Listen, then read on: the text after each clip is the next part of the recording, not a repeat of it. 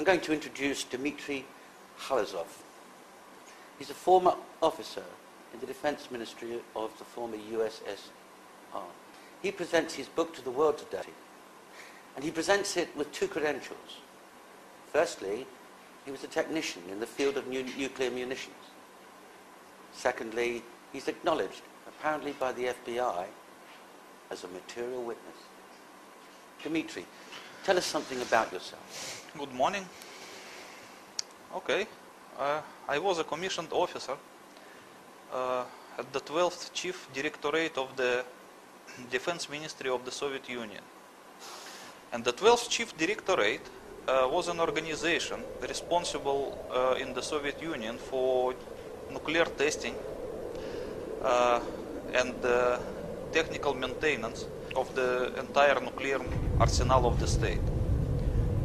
From there, I got some experience in regard to nuclear munitions, as well as a certain knowledge concerning the nuclear demolition of the World Trade Center in New York. Well, let's come to that, Dimitri.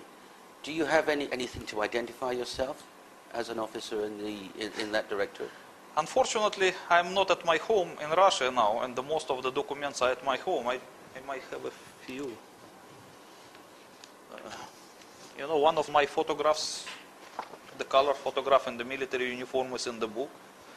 And I have another couple of photographs. This is you in the uniform of the 12th Director. Okay, let me explain it to you.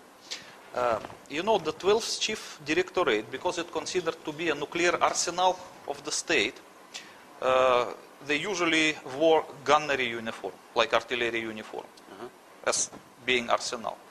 But I used to serve in some smaller department of the 12th Chief Directorate, which they call Special Control Service. Otherwise, it's nuclear intelligence.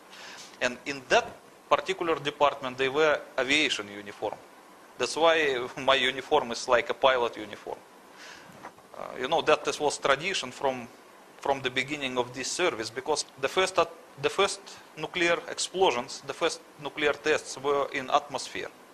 That's why the control service use airborne flying laboratories based on some cargo planes to fly and to collect data from atmospheric nuclear explosions. And since then they have the tradition of wearing the aviation uniform. So when the nuclear testing moved underground, they no longer need to use the flying laboratories, because they use some other means like seismic control. But the uniform is still remain. That's why it's an aviation uniform. So but it does not mean that I am a pilot. So this was a highly specialized unit? Yes, yes. It's not actually a unit, it's quite a big organization which has a lot of military units of its own. It's like a network. And within that unit, what was your job? When I studied in the military college, I was released as a communication engineer. And I was appointed as an officer within the 12th Chief Directorate first, and then transferred to the Special Control Service, where I used to serve about 5 years. And my position was a chief of shift, which was responsible for receiving and collecting data from the periphery laboratories concerning nuclear explosions. And my duty was just to, how to say it? I was like a chief of the shift. And my duty was to collect the things and to pass it to the operational officers, and to superiors. That's a very responsible position. Yes, it's a very responsible position, because all the, how do you say, recognition of the nuclear test of the enemy of the USSR actually come through my hands. I was the chief. I understand. Where were you born? Let's talk about your early time. I was born in some small city near Moscow, about 40 kilometers from Moscow, named Golitsino. This city still exists. Mm-hmm. And when did you leave the service? At the present time? Yeah. I live in Bangkok, Thailand. No, when did you leave the service of the Soviet? I quitted this military service at 1992. at the time of the dissolution of the Soviet Union. So it means about the time when the Soviet army ceased to exist and it was recreated as a Russian army or Ukrainian army or whatever other armies. At that time I just decided to quit the military service whatsoever. Understood. But during that 5 years in that special unit, Yes. you're interfacing both with technicians exploding nuclear devices underground, and you're interfacing with senior officers with the data from those tests. Isn't that right? Yes, because the 12th Chief Directorate was the organization primarily responsible for nuclear testing of the Soviet Union. I knew a lot of officers who were involved in that, and I was friendly with many of them. And because I served in particularly the Soviet nuclear intelligence, which was responsible for detecting nuclear explosions of the various adversaries of the Soviet Union, I also have experience of the nuclear testing of the others. And is this your official...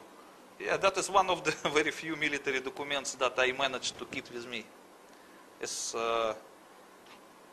in here I'm still young, and it was from the military college, one of the documents. Understood. Thank you.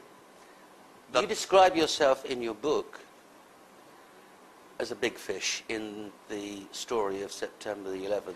I believe that it's clear in the book that the chart that you exhibit puts you on the same page as some very dangerous figures.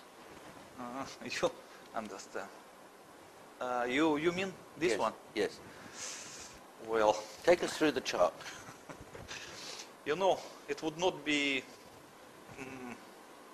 decent probably to say that I am a big fish. I'm not. But the American FBI believes so. Okay. So this definition does not come from me. It comes from the Americans. Okay. So as you can see in this chart, the Americans put me in the same line with notorious terrorists, the September 11 hijackers, the 2002 Bali bombers, like Mr. Hambali, with Mr. Hani Hamoir, who is accused of supplying the passports for the September 11 hijackers, and even with a certain Dr. Haji Mohammed Husseini. As you can see that I'm next to him in the same row, who in opinion of the American is the biggest fish in this network. And this document was prepared by the FBI for the Thai authorities? Yes, because the Americans attempted to obtain my extradition to America from Thailand in the 2003. Yes. And this document, this one, it was prepared by the FBI for their Thai colleagues. You were arrested and charged with supplying a passport.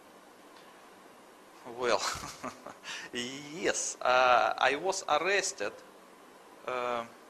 for the extradition request of the United States primarily. Right. But because something was not ready with the official package of the documents related to extradition, they have to accuse me of something else, just for the meantime, to win the time. Right. So they accused me of supplying the fake passport for Mr. Hambali, the chief Bali bomber and the chief of the Jemaya Islamiyah organization. Right. So, and that's a charge that you've always denied? Yes, of course. And you've never been convicted of no. any of them?